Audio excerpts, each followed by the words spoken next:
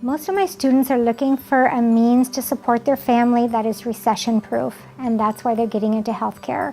They have children, or they have jobs, or they have family members that they're taking care of, and it's hard for them to find time to go to school, and that's why they choose our school, because our school is only one day a week, all day, and one evening, so it's able to fit into their busy life.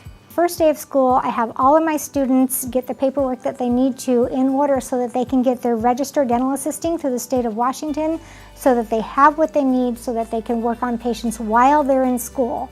We all know what it's like to be on that job interview, and we want to have our students have the confidence that when they get to the job interview that they can get that job, because in our schools we have 2 doctors here at our office that work on real patients, and we have the students come and work with them. They can learn how to do fillings and crowns and extractions, all procedures that we learn in school. They have the hands-on experience with the doctor. Our students graduate, and many of them have already completed their internship and they already have a job. If you would like to join our amazing, affordable, flexible, hands-on program, please fill out an application online.